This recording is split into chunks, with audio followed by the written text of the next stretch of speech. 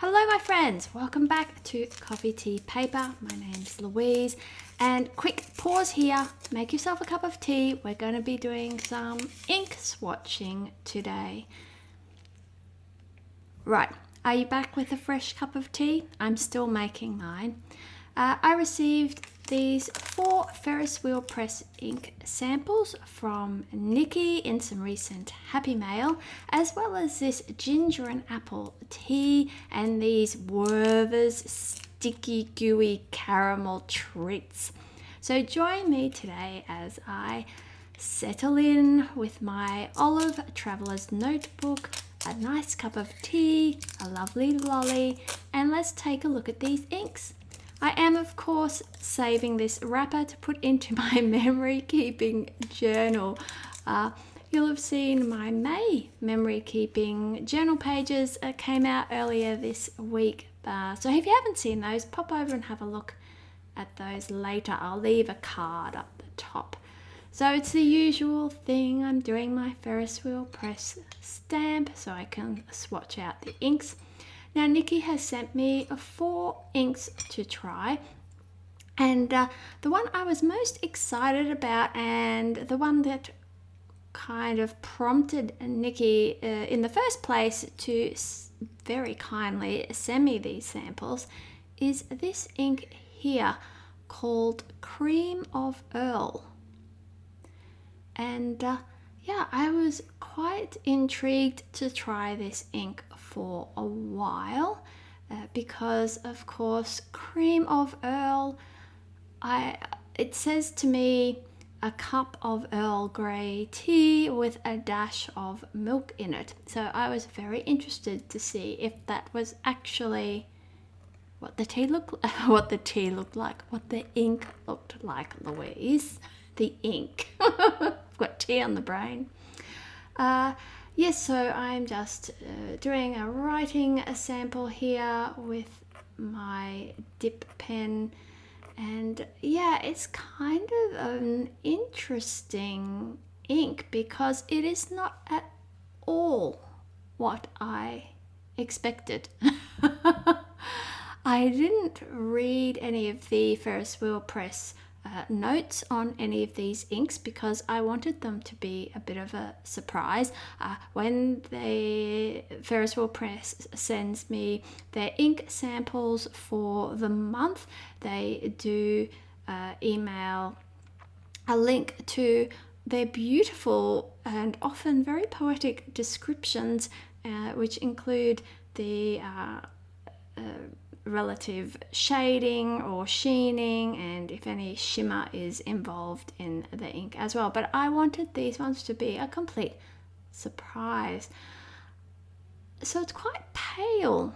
I found this quite pale with a really, I'm not even quite sure what I would call this color, but it appears to my eyes to be a blend of a green, a grey, a beige, very gentle, very muted, and yeah, I'm still not quite sure about it.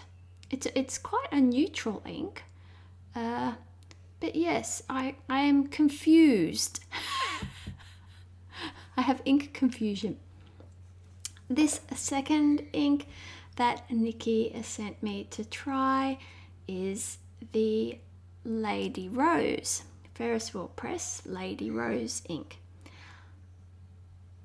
This one took me by surprise as well because I actually have the Lady Rose in Gold limited edition ink, and my assumption, and you know what people say about making assumptions.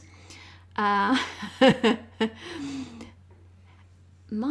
assumption was that the Lady Rose in Gold was this ink with gold shimmer added.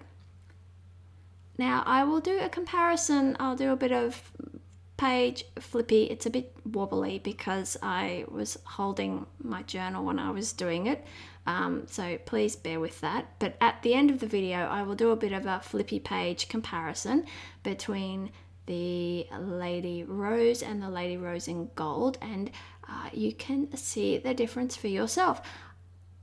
I actually, maybe controversially, in the ink world at least, prefer this ink. I prefer this ink over the Lady Rose in gold.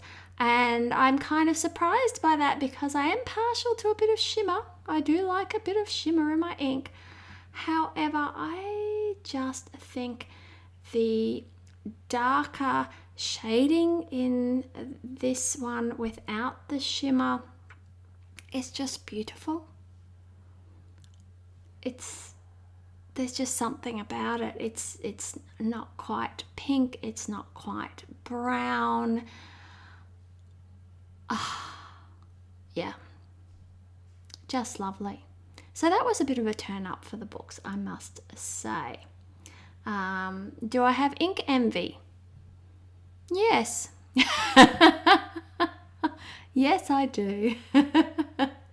However, I am very grateful that Niki sent me these samples so I can at least see these things for myself.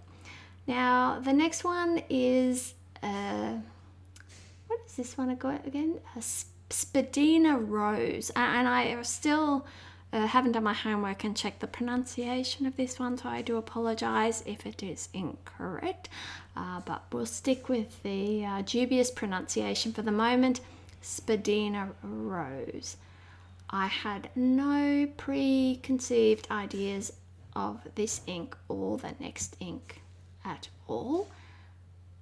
And wow, so pretty.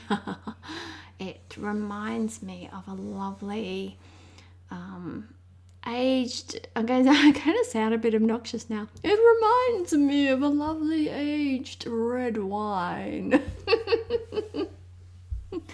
with deep, rich wine colours and an edge of a tint of brown to show the age on the wine. I've been watching a lot of Frasier lately, so I do apologise.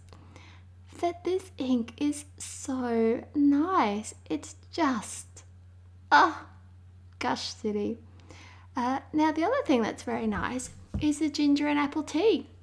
I had this very late one afternoon. It was dark outside and I was having leftovers for dinner, so I didn't really have to do anything, and so I just wanted to spend a very relaxed Friday, late afternoon, evening, playing with these inks, drinking my tea and enjoying a caramel. Now, I don't know if you noticed, but it took me a while to drink the tea, and I did edit this video quite drastically.